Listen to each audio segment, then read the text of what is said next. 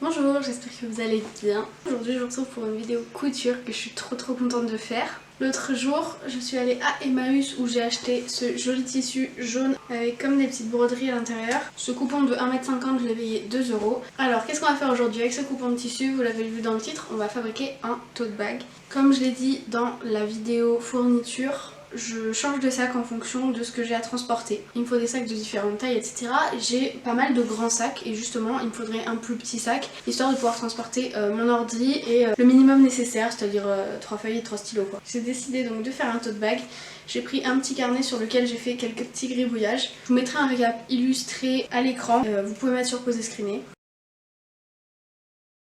Pour faire ce sac, j'ai commencé par prendre la mesure de mon ordinateur pour qu'il passe dans le sac. Vu qu'il est fait pour ça, c'est plutôt pas mal. J'ai rajouté 5 cm sur chaque côté, histoire que l'ordi soit pas serré et que je puisse rien mettre d'autre dedans. J'ai rajouté 3 cm de valeur couture, je crois qu'on appelle ça, pour pouvoir coudre tranquillement sans me poser de questions. En plus de ça, je me suis préparé une petite poche que j'ajouterai qui fait 15 par 15 cm avec 2 cm de râpe de chaque côté. La poche elle ira à l'intérieur du sac et de toute façon vous verrez. Et pour finir, 2 anses, j'ai pris 1 mètre que j'ai fait passer de l'autre côté de mon épaule pour mesurer à quel niveau je voudrais le sac. J'en suis venue à la conclusion qu'il me fallait une longueur de 85 cm avec 6 cm de râpe de chaque côté. Donc il me faut ça sur 5 cm de largeur 2 fois. Donc on va commencer par les découpes et ensuite on verra pour la couture.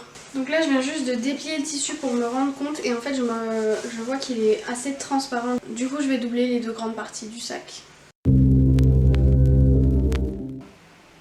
Il nous faut une largeur de 33 cm et une longueur de 43. Et il faut faire ça 4 fois.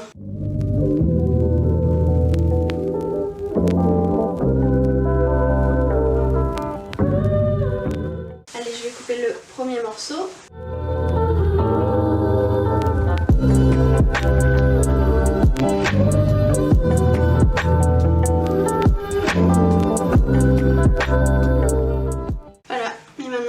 Ça 4 fois.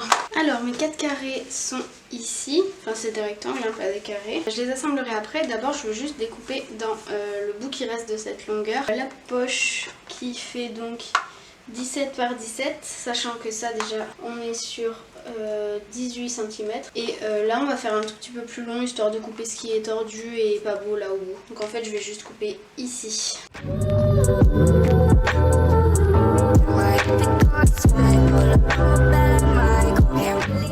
Et là j'enlèverai les 2-3 cm que j'ai en trop. Donc on va dire que je vais couper ici.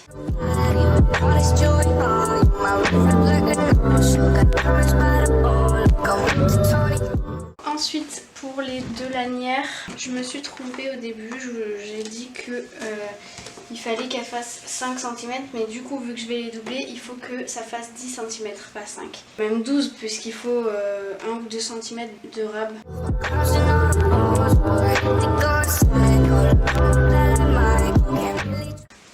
Alors j'ai fini de découper les anses, mais je vais découper une deuxième version de la poche, histoire qu'elle soit doublée.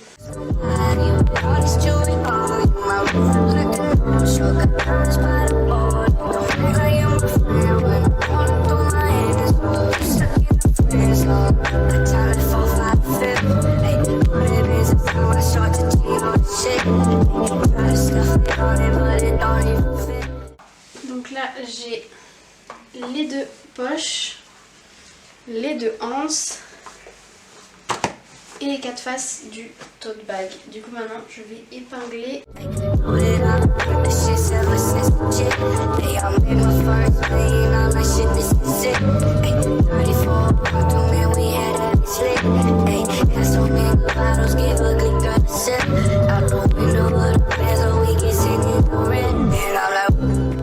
Alors du coup pour coudre la poche, je vais faire pareil pour quasiment toutes les parties. Je laisse une petite ouverture sur la doublure pour pouvoir la retourner et ensuite coudre à la main ce qui reste.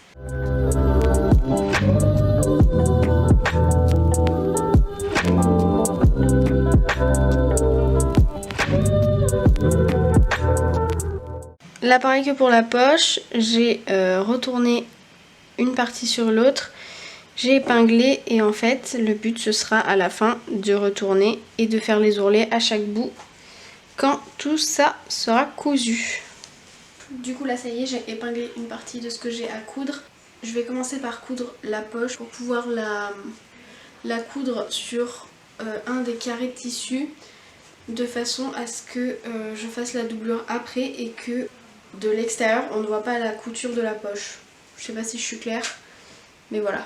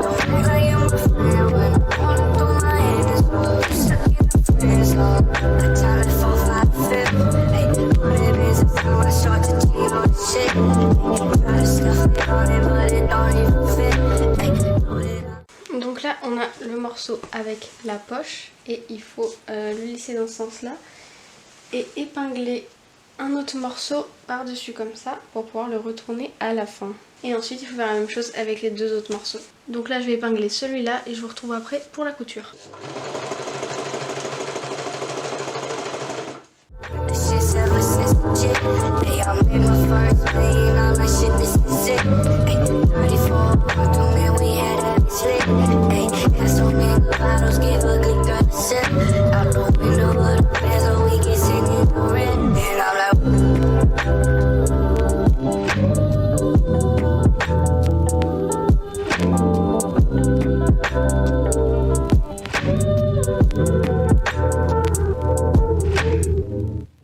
Donc là tout est repassé, mais avant de tout assembler il faut que je fasse l'ourlet du bas des anses du sac.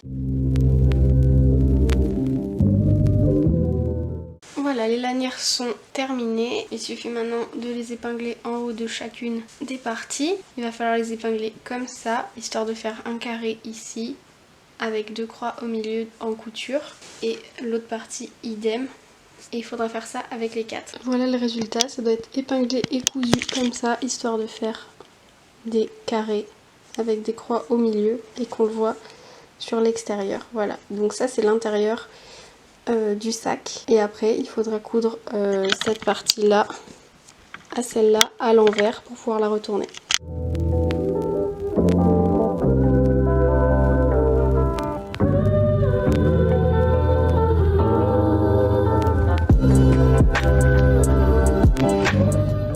Les coutures des anses sont faites.